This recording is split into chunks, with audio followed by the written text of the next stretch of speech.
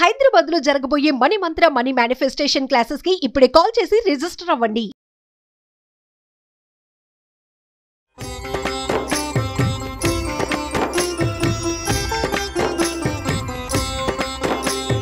నమస్కారం. విష్ణు పురాణము 9వ రోజు పారాయణలోకి వచ్చాం. జడభరతుడు వీరరాజు అనే రాజుకి మోక్ష జ్ఞానాన్ని కలగజేస్తున్నాడు. ఇప్పుడు అతడు ఎట్లా కనపడుతున్నాడు? ఒక మూఢుడైన బ్రాహ్మణుడిగా కనిపిస్తున్నాడు. అలాంటి స్వరూపంలో ఉన్న భరతుడు రాజుకి ఏం చెప్పాడో చూద్దాం మనం. అయితే నువ్వు శిబికెక్కావు, ఇది దారువా వృక్ష అంటే కర్ర చెట్ట, దారు అయితే నిన్ను దారు ఎక్కావని అనరు. ఇది వృక్షం అంటావా వృక్షం ఎక్కావనరు. ఇది ఇప్పుడు దారులు చాలా చెక్కలతోటి తయారు చేయబడింది కాబట్టి దీనికి శిబిక అని పేరు. అప్పుడు నేను శిబికారూఢుడు అనాలి. నువ్వు మనం ఎలా ఉన్నాము అనే దాన్ని బట్టే అవతల వాళ్ళు మన ఏదైనా అంటారు. కానీ మనం అది ఎంతో కాలం అలా ఉండవు. ఇప్పుడు నువ్వు ఒక అందలం ఎక్కితే అందలం ఎక్కిన వాడు అంటారు, దిగాక నిన్ను అందలం ఎక్కిన వాడని అనలేరు కదా. అప్పుడు నువ్వు ఎక్కడుంటే అక్కడ. అలాగే ఆత్మ ఎక్కడుంటే ఆ పేరుతోటి పిలువబడుతుంది. చరాచర పదార్థాలన్నీ లోక సౌజ్ఞ చేతే మనకి భిన్న రూపాలుగా కనిపిస్తాయి. ఇప్పుడు ఒకే చెక్క ఒక చెట్టు నుంచి తయారు చేసింది ఒకటి బల్ల అవుతుంది, ఒకటి కుర్చీ అవుతుంది, ఇంకొకటి పీట అవుతుంది. ముక్కాలు పీట అవ్వచ్చు, 4 కాళ్ళ పీట అవ్వచ్చు. కానీ ఈ పీటకి మూలాధారం ఏమిటి? దారువు. ఆ దారువుకి మూలాధారం వృక్షం. కానీ పేర్లు ఎట్లా మారినాయి? అలాగే మనం కూడా అంతే, మానవులు కూడా అంతే. ఏ కాలంలోనూ ఎలాంటి మార్పుని పొందనిది ఆత్మే. దానికి బాల్యం లేదు, వృద్ధాప్యం లేదు. శరీరానికే అవన్నీ ఉంటాయి. ఇప్పుడు మన తల్లిదండ్రులకి మనం కొడుకు, కొడుకులకి నువ్వు తండ్రివి, భర్తకి భార్యవి లేదా భార్యకి భర్తవి, ప్రజలకి రాజువి. నువ్వెవరు? భార్యని భర్తని అని చెప్పామనుకోండి, మరి కుమారులకి తండ్రివి. ఒకే నేననే పదార్థము ఇన్ని రకాల పేర్లతోటి ఎట్లా పిలువబడుతోంది? ఎలా జరుగుతోంది ఇట్లా? ఇప్పుడు నువ్వు అహం, నేను అని చెప్పుకుంటాం. ఈ నేను అనేది ఇందులో చెవి నువ్వా, ముక్కు నువ్వా, కాలు నువ్వా, పొట్ట నువ్వా, ఏది నువ్వు? ఇవన్నీ కలిపితే నువ్వు. పోనీ నువ్వేమైనా శాశ్వతంగా ఉంటావా? క్షణం తిరిగితే ఏమవుతామో తెలీదు. ఆ తర్వాత ఈ నేను అని చెప్పుకున్నటువంటి శబ్దం ఏ శరీరం నుంచి వచ్చిందో ఆ శరీరము పోతుంది, శబ్దము పోతుంది. ఇలా వివరంగా మాట్లాడాడు. ఇప్పుడు సోహం అనేది ఎలా అన్వయిస్తుంది అంటే, రాజు ఆశ్చర్యపోయాడు. ఇదంతా నేను ఆలోచించలేదు. అయితే నేను నీ తాత్వికోపన్యాసం వల్ల నా మనసు పరిపరి విధాలుగా పరిగెడుతోంది. ఈ వికారాన్ని పోగొట్టు. వివేకానికి సంబంధించి నువ్వు చెప్పింది ప్రపంచంలో ప్రతివాడికి అన్వయించుకునేదే ఇది.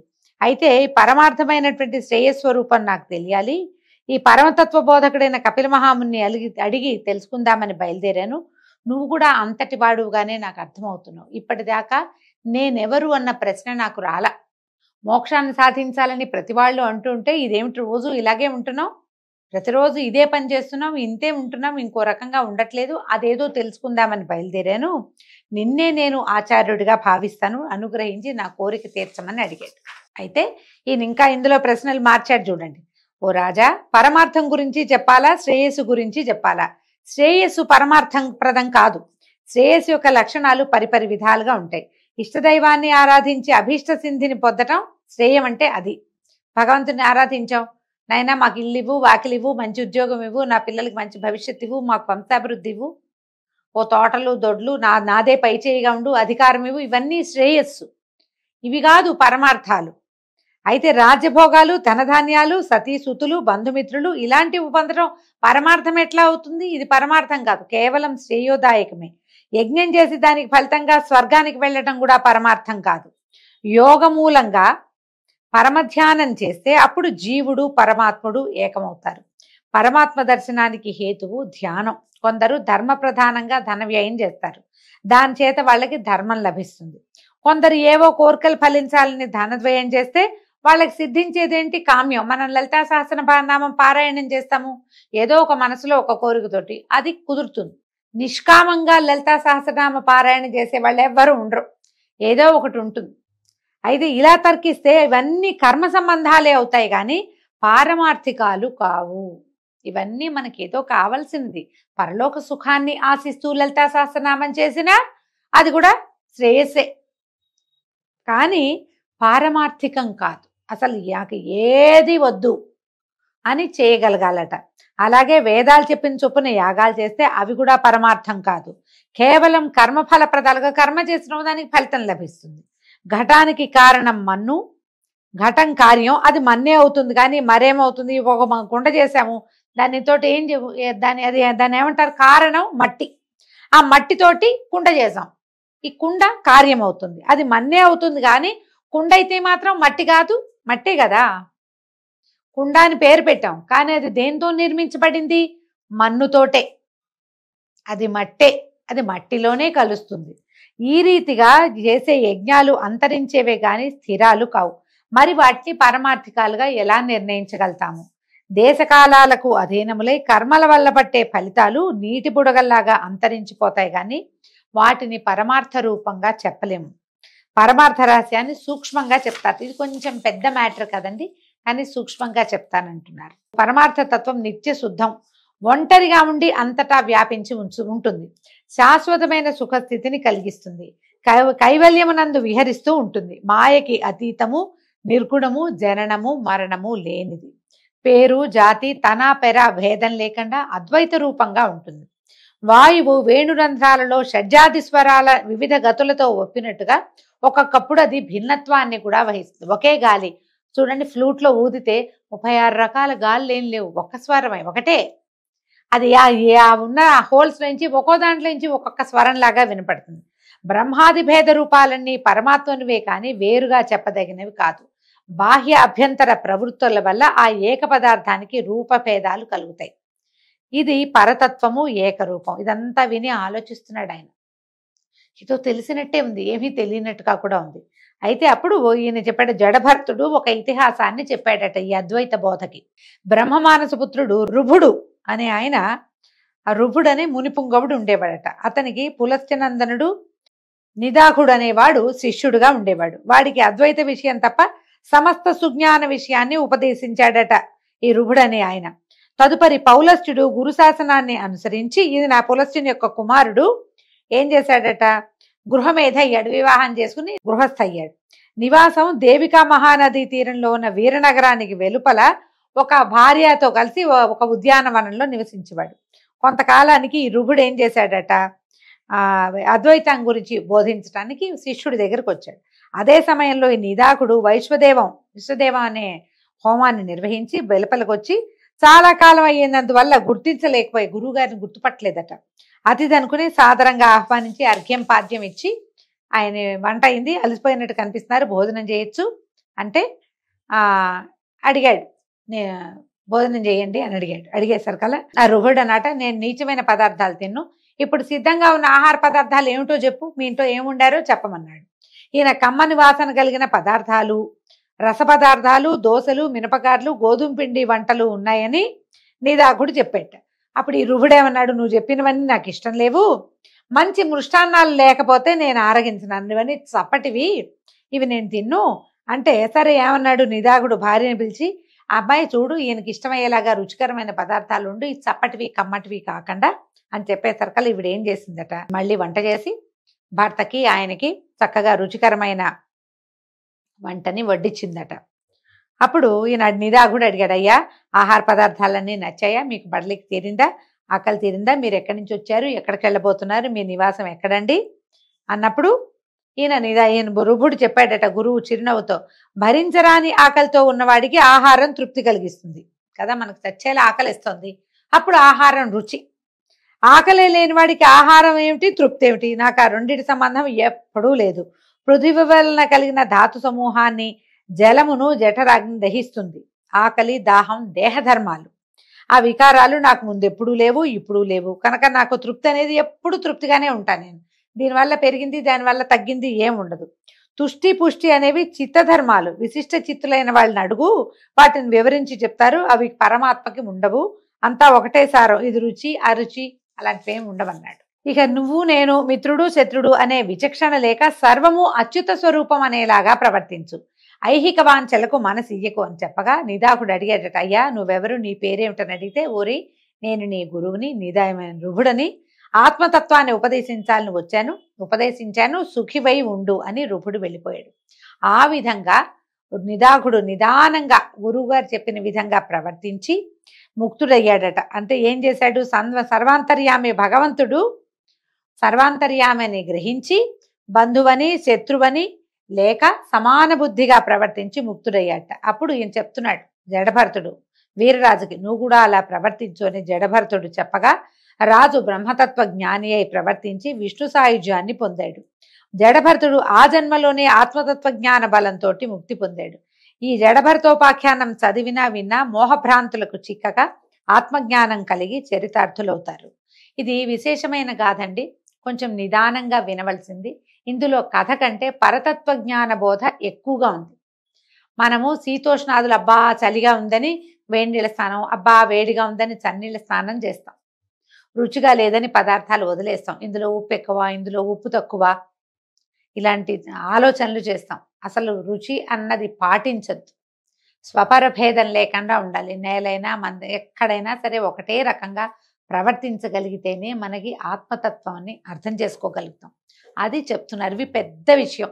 ఇలా చెప్తున్నారు. మనం అలా ఎలా ఉంటామండి అనిపిస్తుంది వెంటనే. మనకి నోటికి చేదుగా అనిపిస్తే ఉమ్మేస్తాం, వెంటనే చిచ్చిచ్చి అనుకుంటాం, వీళ్ళకి వంట రాదనుకుంటాం.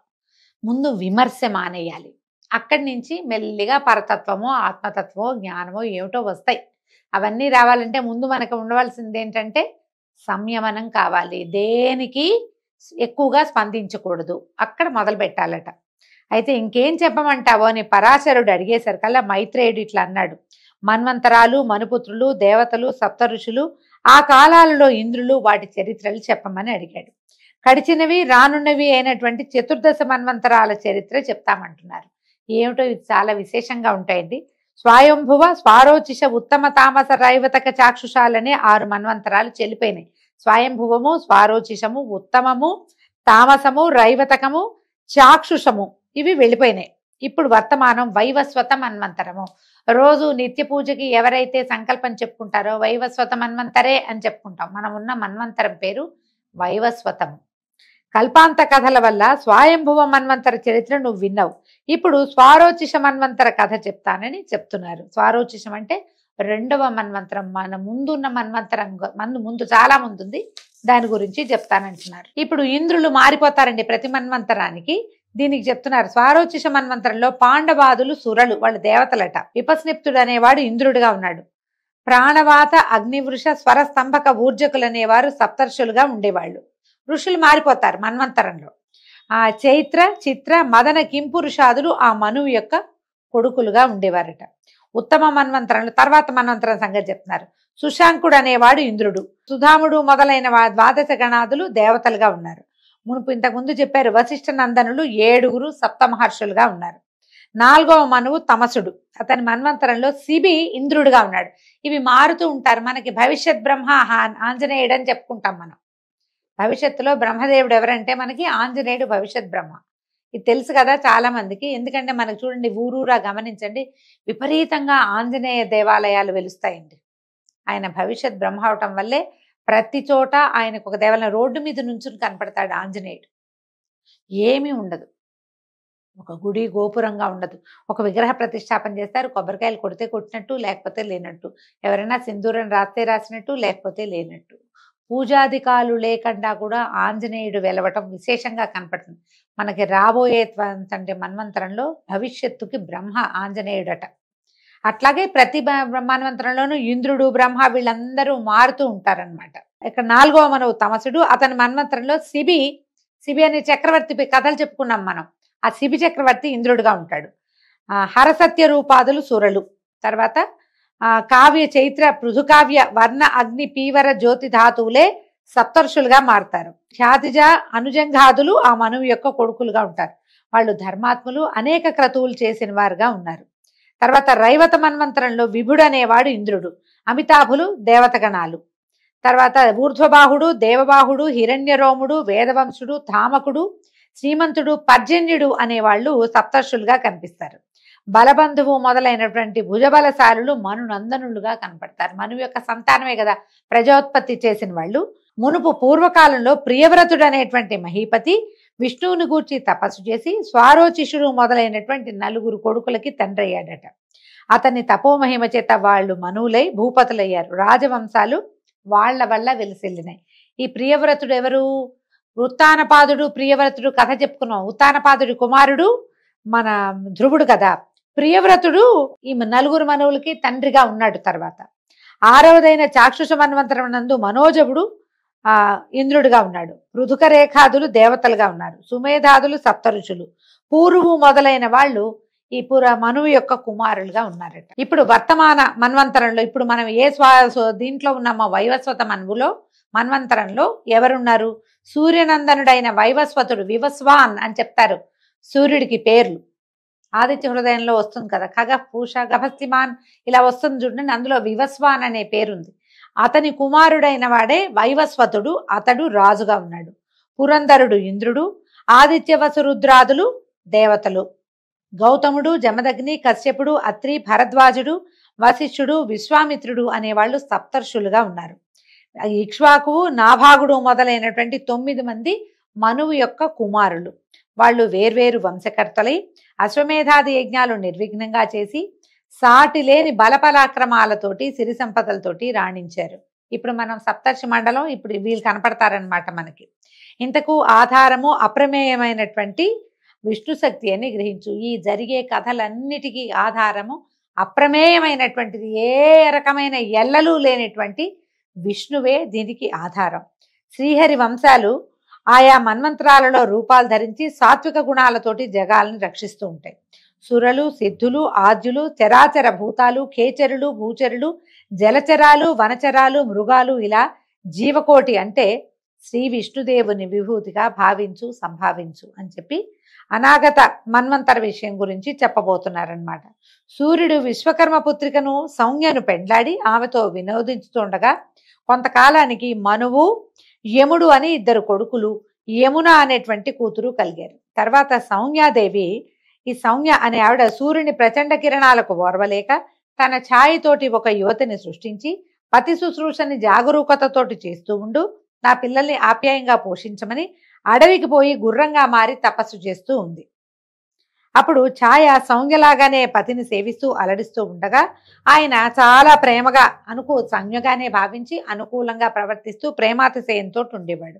కొంతకాలానికి ఛాయకి మనువు, శనైశ్వరుడు అనేటువంటి 2 కుమారులు, తపసి అనే కూతురు కూడా పుట్టారు. వీళ్ళు క్రమంగా పెరుగుతూ ఉండగా అయితే తపసిని తపతి అనే పేరుతోటి కూడా చెప్తారు. అయితే ఈ ఛాయ తన పిల్లల్ని చూస్తున్నట్టుగా తన పైనున్న 2 పెద్ద పిల్లల్ని చూడకపోవటం గమనించి ఒకనాడు కోపావిష్టుడైన ఈయన కేకలేశాడు. మనువు, తల్లివైన నువ్వు పిల్లలందరినీ సరిగా చూడక మా యందు పక్షపాతంతో ఉంటున్నావు, ఏమిటి బుద్ధి, నువ్వు ఎందుకు ఇట్లా ప్రవర్తిస్తున్నావని యముడు అంటే పెద్ద కుమారుల్లో ఒకడైనటువంటి యముడు ఛాయని అనరాని వినడాని పరుషవచనాలతో నొప్పిస్తే ఏం చేసిందట, తాళలేక నొప్పించి అన్నాడు. అనేసరికల్లా ఆవిడ కూడా కేకలేసరికల్లా యముడు తాళలేక తిట్లు భరించలేక ఛాయను ఒక తన్ను తన్నేట. ఆ అవమానం భరించలేని ఛాయ నీ పాదాలు బరువైపోగాక అని శపించిందట. మర్నాడు సూర్యుడు వికృతంగా బరువుగా లావుగా వాచిపోయి ఉన్నటువంటి ఈ యముడి పాదాలు చూసి ఏమిటా నాయన నీ పాదాలు ఇలా ఉన్నాయి అని సూర్యుడు ప్రశ్నిస్తే, నాయన నువ్వు కర్మసాక్షి అని అందరూ అంటారు, కానీ మన ఇంట్లో ఏం జరిగిందో నీకు నేను చెప్పాల్సి వస్తుంది, నువ్వు అడిగావు కాబట్టి నేను చెప్తున్నాను. అమ్మలాగానే ఉన్న ఈమె అన్నదమ్ములైన మమ్మల్ని సమదృష్టితో చూడకుండా వాళ్ళని వేరేగా మమ్మల్ని వేరేగా చూస్తుంటే నేను అడిగాను, నేను గట్టిగా ప్రశ్నించా, నేను దుర్భాషగానే అడిగా. ఆమె నన్ను నానా దుర్భాషలాడింది, నేను భరించలేక తన్నేను. ఆమె మా అమ్మలాగా కనపడుతోంది కానీ అమ్మలాంటి ప్రవర్తన ఈమెకు లేదు, ఈమె ఎవరో మాయలాడి తెలుసో తెలియకో కొడుకులు ఏమైనా ఉంటే తల్లి పిల్లల్ని ఓదారుస్తుంది, దగ్గరికి తీసుకుని సముదాయిస్తుంది, కానీ శపించదు. ఇది తల్లి గుణమేనా, నన్ను తన్నేనంది, నాకు ఈమె ఎందు తల్లి లాంటి భావన కలగటం లేదు, కాబట్టి నేను మనసాక్షిగా చెప్తాను, ఈమె తల్లి కాదు, నేను ఈమె కొడుకుని కాదు, చిత్తగించు, అంతా నీ ఇష్టం ఇంకా అని కోపంతో యముడు తండ్రికి చెప్పాడు. ఈమె తల్లిలాగా ప్రవర్తించట్లేదు. సూర్యుడు ఛాయాదేవిని అప్పుడు పరిశీలనగా చూసి, కాంత ఎవరు నువ్వు, యమునిపై అంత నిర్దయగా ప్రవర్తించవు, ఏ కన్న తల్లైనా ఇట్లా శపిస్తుందా, ఏం కారణం, నువ్వు మాయలాడివని అనుకోవాల్సి వస్తుంది, ఉన్నట్టు చెప్పు, ఏం జరిగిందో చెప్పంటే అప్పుడు ఛాయ ఇప్పుడు చెప్పిందనమాట. పద్మబాంధవ, నేను సౌమ్యని కాను, నా పేరు ఛాయ. ఆమె తన నీడని ఇలా నన్ను రూపసిగా చేసి ఇక్కడ నుంచోబెట్టింది, తన అడవికి వెళ్ళింది, తపస్సు చేసుకుంటానంది అని చెప్పేసరికి ఛాయ మాటలు విన్నటువంటి సూర్యుడు ఆమెనేమిని అనలేక యముని పాదాలు యథాపూర్వంగా ఉండేటట్టుగా అనుగ్రహించాడు. ఛాయ వల్ల సౌమ్యాదేవి ఎక్కడుందో, అరణ్య నివాసం ఎక్కడ చేస్తుందో తెలుసుకుని అక్కడికి వెళ్ళి గుర్రంలాగా మారి ఆమెని మోహపెట్టి వినోదంగా ఉన్నాడు కొంతకాలం. అక్కడే ఉండగా ఏమట వీళ్ళిద్దరికీ ఈ గుర్రం రూపాలతో ఉన్నటువంటి సూర్యుడు సౌమ్యాదేవి దంపతులకి అశ్విని దేవతలు రేవంతుడు జన్మించారు. తర్వాత సూర్యుడు సౌమ్యతో నిజ రూపానికి మళ్ళీ వచ్చి తన ఇంటి దగ్గర ఇంటికి వచ్చేసాడు. ఇంతలో విశ్వకర్మ త్వష్ట వచ్చి సౌమ్య బాధ సూర్యునికి చెప్పి ఒప్పించి అతని కిరణాలని హస్తయంత్రంతో సానపట్టాడట. 1000 కిరణాల్లో నుంచి 8వ వంతు సానపట్టేసరికల్లా ఒకంత వేడి తగ్గిందనమాట. ఆ వేడి తగ్గి సౌమ్య సుఖంగా ఉండేదట. తర్వాత విశ్వకర్మ సానపట్టినప్పుడు ఏం చేశాడట, ఆ సానపట్టిన సూర్యకిరణాల రజనుతోటి శివునకు త్రిశూలము, విష్ణువుకి చక్రము, కుబేరుడికి ఖడ్గము, కుమారుడికి అంటే కుమారస్వామికి శక్తి, వివిధ ఆయుధాలు ఆయా దేవతలకి రూపొందించి ఇచ్చాడు. ఈ విధంగా వైష్ణవ తేజస్సు ఆయా దశలలో పలు విధాలుగా భాసిస్తూ ఉంది. కొంతకాలానికి సూర్యుని వలన సౌమ్యకు ఒక కుమారుడు ఛాయాశక్తితో సహా కలిగాడట. అతని పేరు సావర్ణి. ఇతను అన్ని విధాలా తన అన్నలకు సాటి అయినటువంటి లోకపావన మూర్తిగా జన్మించాడు. అయితే ఈ సావర్ణి ఏం చేశాడట, తపశ్శక్తితో విష్ణువు అనుగ్రహం కోరి మనువు కావాలని తపస్సు చేయటం మొదలుపెట్టాడట. రసాతలాధిపతి అయి ఉన్నటువంటి బలి ఇంద్ర పదవి కోసం వాసుదేవుణ్ణి ఆరాధిస్తున్నాడు. సుతపాది 20 గణాలు దేవగణాలు కావాలని తపస్సు చేస్తున్నారు. గాలవుడు, దీప్తిమంతుడు, పరశురాముడు, కృపాచార్యుడు, అశ్వత్థామ, కృష్ణద్వైపాయనుడు, ఋష్యశృంగుడు, సప్తమహర్షులు, నిర్మోహుడు, వీరబాహుడు మునగున్న వారు రాజులవుతారు. వాళ్ళు సావర్ణి కొడుకులు. ఇలాగా ఆ మన్వంతరం గడిచిన తర్వాత దక్ష సావర్ణి మన్వంతరం ప్రారంభం అవుతుంది. ఆ సావర్ణంలో మహావీరుడు అనేవాడు ఇంద్రుడు. ధార, మరీచి, సుధర్మ గర్భాదులు దేవగణాలుగా ఉంటారు. సవనుడు, భవ్యుడు, ధర్ముడు, ద్యుతిమంతుడు, దీప్తి, మేఘుడు, దీప్తకుడు, జ్యోతిష్మతి అనేవాళ్ళు సప్తర్షులుగా ఉంటారు. దివ్యకేతువు, మహాకేతువు మొదలైన ఆ మనువు కొడుకులు రాజులవుతారట. తదాదిగా బ్రహ్మసావర్ణి మంత్రం వస్తుంది. ఇంకా ఎన్ని మన్వంతరాలు మారతాయో చూడండి. దాని యందు శాంతి అనేవాడు ఇంద్రుడుగా, సుఖాత్ముడు, ధర్మాదులు 100 సురలుగా దేవులుగా ఉంటారట. సహ్యుడు, నాభాగుడు, సంతుక్తి, సత్యకేతువు మొదలుగా 7 ఋషులు, సుక్షేత్ర ప్రముఖులు, బ్రహ్మసావర్ణి కొడుకులు 10 మంది పరిపాలకులు అవుతారు. ప్రతి మన్వంతరంలోనూ ఇలా ఇంద్రుడు మారతాడు, మనువులు మారతారు, మను కుమారులు మారతారు, దేవతలు మారతారు, సప్తర్షులు మారుతూ ఉంటారు. తదాదిగా విష్ణు సావర్ణి మన్వంతరం, తర్వాత రుద్ర సావర్ణి మన్వంతరం వస్తుంది. ఈ విధంగా మనకి మన్వంతరాలు తిరుగుతుంటే మన్వంతరాలని బట్టి వీళ్ళందరూ మారటంతో మనం ఇప్పుడు వైవస్వత మన్వంతరే, కలియుగే ప్రథమ పాదే, జంబూద్వీపే, భరతవర్ష, భరతఖండే అని చెప్పుకుంటాం. మన తర్వాత మన్వంతరం వాళ్ళు మళ్ళా ఆ మన్వంతరంలో ఎవరెవరు ఉంటారో వాళ్ళని ఋషులుగా, వాళ్ళని బ్రహ్మగా భావించి పూజా విధానాన్ని, జీవన విధానాన్ని నడుపుతారు. వాళ్ళకి అవన్నీ తెలియచేయడానికి ఈ ఋషులే పూనుకుని, ఇప్పుడు మనం ఇది చదువుకుంటున్నాం కదా విష్ణు పురాణం. ఈ పురాణం ఎక్కడి నుంచి వచ్చింది? మన తాత ముత్తాతలు కల్పించింది కాదు. అంతకు ముందు ఋషి ప్రోక్తంగానే ఇవన్నీ బయటకు వచ్చినాయి. ఎవరైతే సప్తర్షులుగా ఉంటారో వాళ్ళల్లో ఒకరిద్దరు దేనికి పూనుకొని భూమి మీద జన్మించినటువంటి ప్రజాపతుల సంతానానికి జ్ఞానబోధ చేస్తారు, కర్మలన్నీ బోధిస్తారు, యజ్ఞయాగాదులు నియమనం చేస్తారు. ఈ యుగంలో ఎట్లా ప్రవర్తించాలో ఆ నియమాన్ని బోధిస్తారు. దాని ప్రకారంగా యుగ ధర్మాలు నడుస్తూ ఉంటాయి. దీంతో ఈరోజు పారాయణ పూర్తయిందండి. రేపు ఉదయం మళ్ళీ విష్ణు పురాణం తర్వాత భాగంలోకి వెళ్దాము. నమస్కారం.